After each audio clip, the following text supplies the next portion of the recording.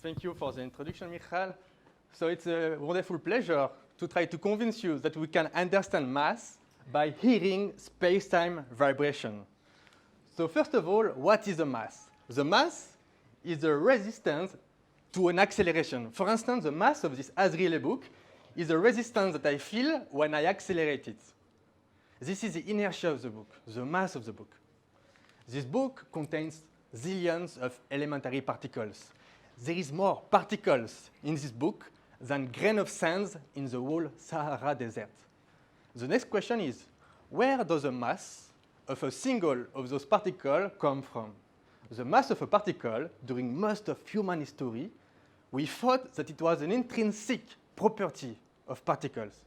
But today, we know that this statement is wrong. Instead, mass is an environmental effect.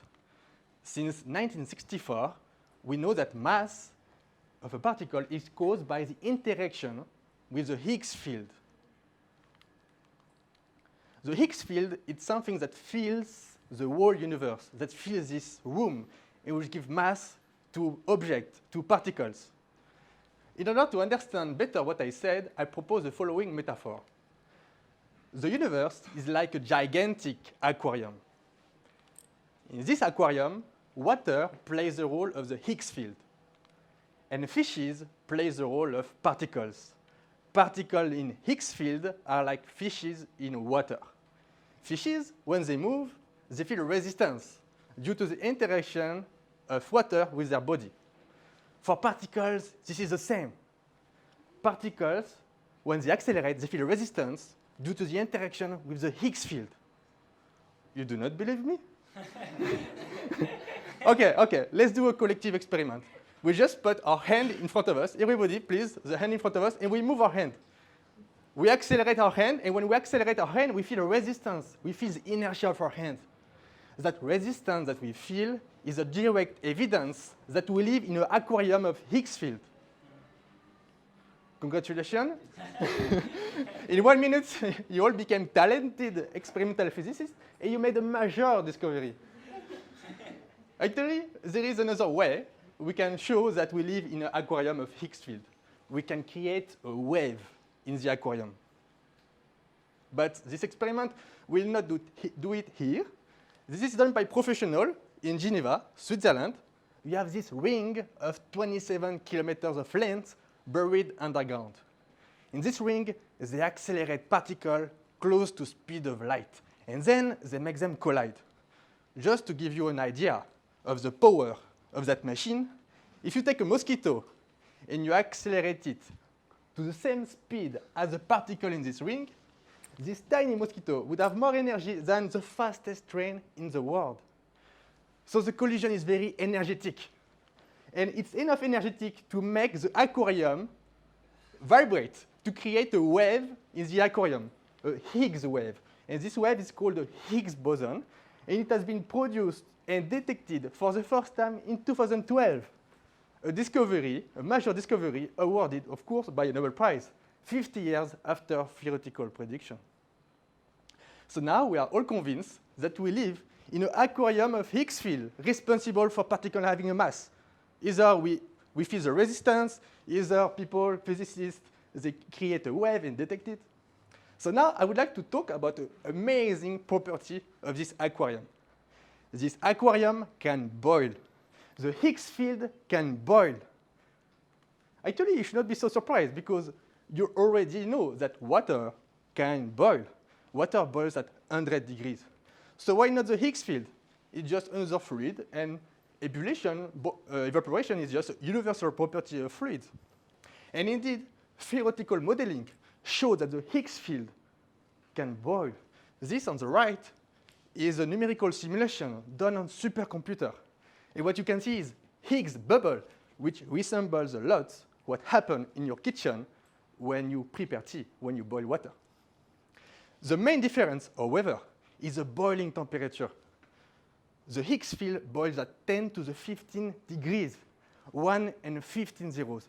This is a huge temperature. So we cannot heat a region of space at such a high temperature on Earth. Not yet. But in the early universe, just after the Big Bang, the temperature in the universe was around the temperature, even larger. It means that at some point, the Higgs field, the aquarium of Higgs field, was boiling 14 billion years ago, just after the Big Bang. My research is on finding observational evidence that this happened. Can we see that Higgs has boiled? I'm going to argue that we cannot see, but we can hear that Higgs has boiled. Think about the water metaphor again.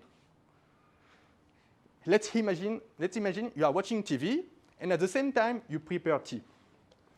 You are not watching, but still, you know when water is boiling, because you can hear the sound, because boiling water makes the recipient vibrating.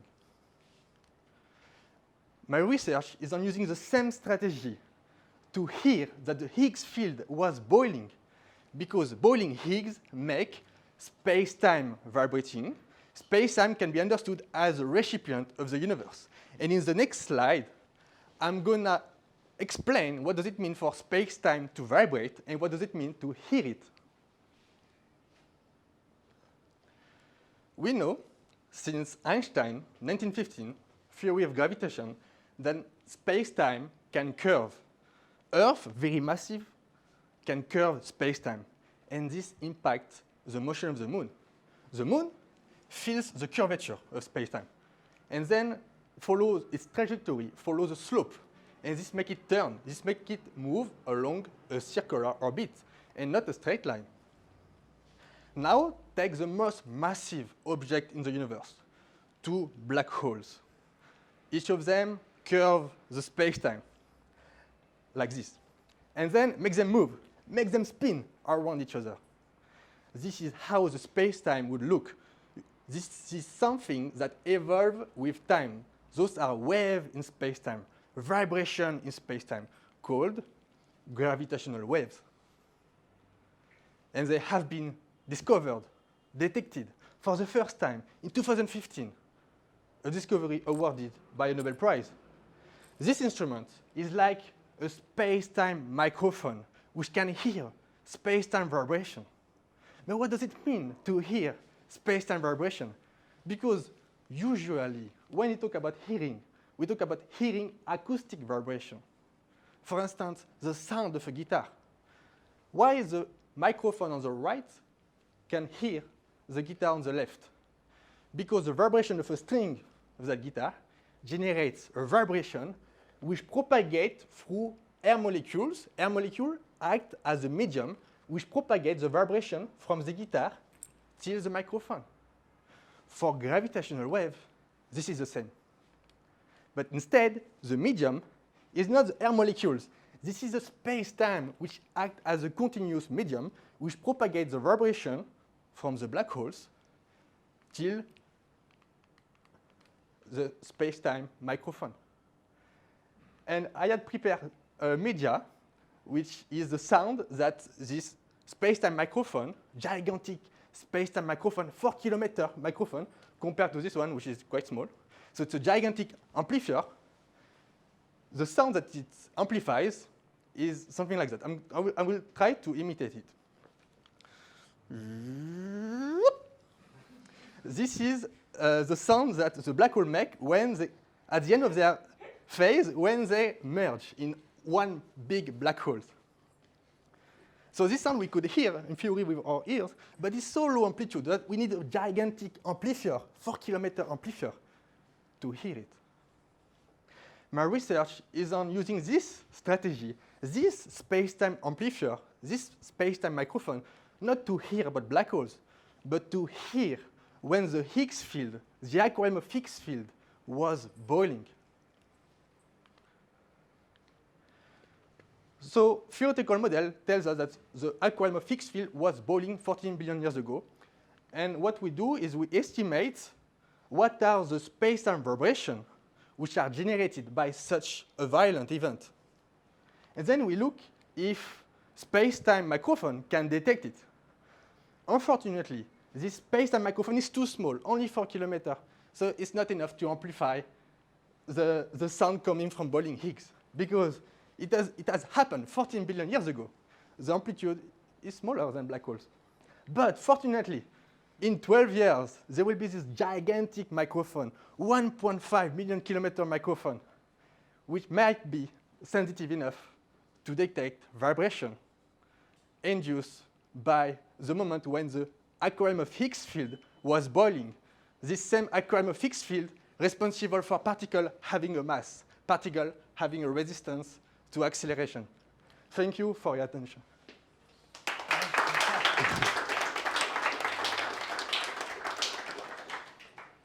Thank you, yeah. Questions? Start with Karen.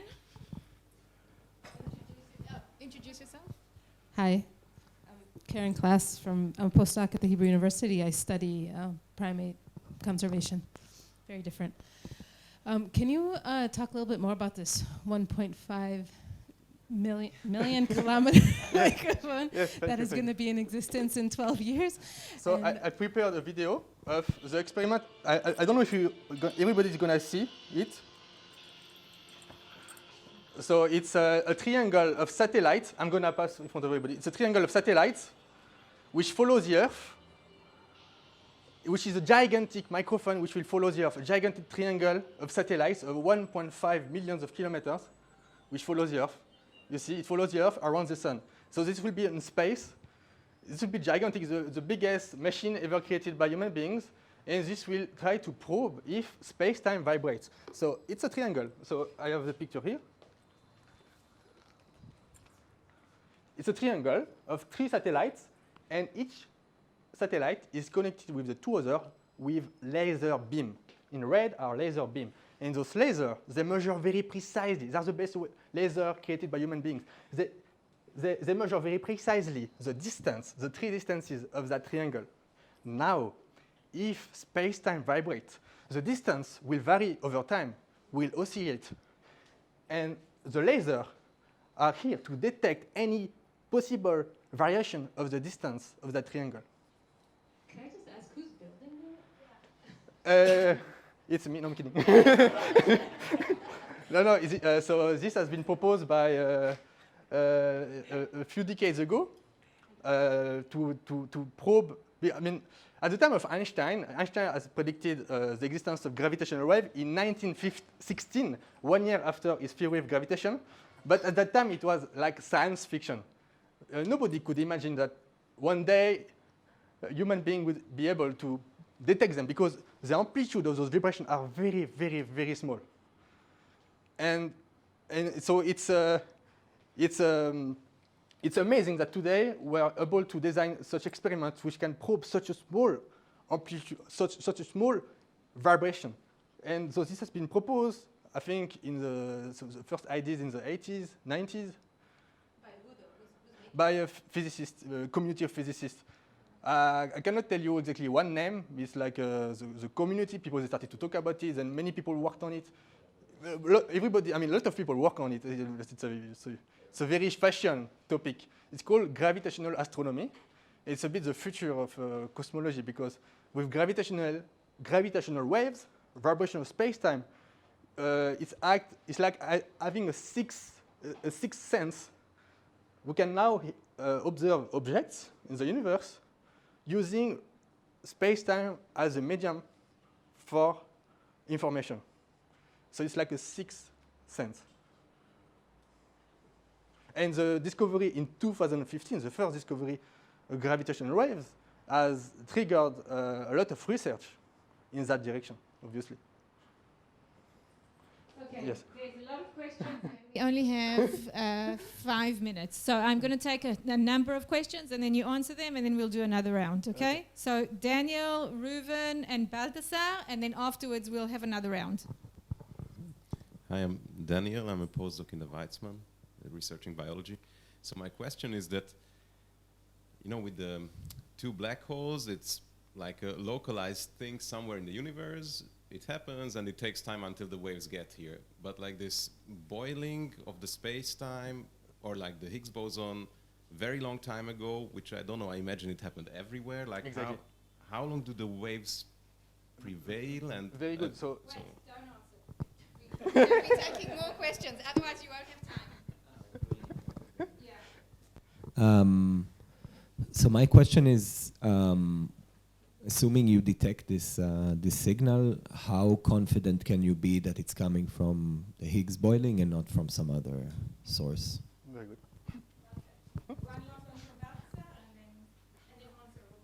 Okay, so my question is, what is the great scientific aims? Let's say we prove that the Higgs field was boiling. What do we learn from that? I see. Okay. So thanks for all the questions, very interesting. So first question, indeed, for black holes, the gravity waves are emitted by a very localized system. In the case of the boiling Higgs, if the whole aquarium in which we live was boiling, it means that the gravity waves are created everywhere. So they come from all directions. It forms a background. A background is, so there is no singular direction in which the signal comes from. It comes from all the directions. So it's a major difference. Then, for the next question, how can we know if we detect a signal that it comes from that? That's precisely our work, because we estimate what are the space-time vibration induced by such a dynamic. So we know the shape of those vibrations, the spectral shape of those vibrations. And then if we find something, if the spectral shape match, then we know with good certainty that it comes from that dynamic. And then for the last question, so what is it useful for? So there is a problem in this theory of the Higgs field. There are a lot of things that we don't understand. That we don't understand. There are a lot of puzzles. And this is related to the fact that gravity is the weakest force. So it is related to the puzzle that why a magnet is attracted by the fridge and not by the whole Earth. Two forces, magnetic, gravitation. Why magnetic force is so strong? Why gravity is so weak? Why the Earth is so big? Fridge is so small. Earth should win. But it's not the case. There is a huge hierarchy between forces. But quantum mechanics, according to quantum mechanics, force should communicate with each other and should harmonize and have the same intensity. Quantum mechanics predict that all forces should have the same intensity. It's not the case, and this is a big puzzle because the hierarchy problems. And we think that by understanding better this phase transition, because I can go into details, but it's related to that. That's the same model that predicts the hierarchy problem and the boiling Higgs. Thank you. Sorry for the technicality. Okay. And if anyone else has a question, then this is the time. Actually, my question is to the sleeper what you just said about phase transition. So I didn't understand the boiling Higgs field. Does it mean there's a phase transition? Is the temperature exactly on a phase transition? Is it nucleotizing like water in a phase transition? So what do you mean by boiling Higgs field? So, before you answer, any other questions? This is your last chance. Okay. So thank you for the questions. So when the universe was born, at the Big Bang, the temperature was very high. So high that the Higgs was in an evaporated state, in a gas state with a very low density, and particles had no resistance to acceleration. They had no mass. Universe was born without mass. So if there is no mass, there is only light. So universe is born with only light. And then, as the temperature cooled down, the Higgs start to go from gas to liquid during a phase transition. And this phase transition, the question is, how does it take place?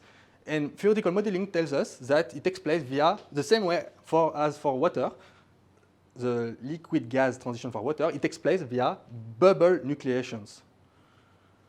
And then those bubbles, they are very energetic and they collide with each other. And this can be understood as a motion of massive objects, like motion of black holes, which were massive objects. Motion of black holes could generate gravity waves. So this motion of bubbles, energetic objects, also generate gravity waves. Thank you. Thank you very much, Yann. Thank you.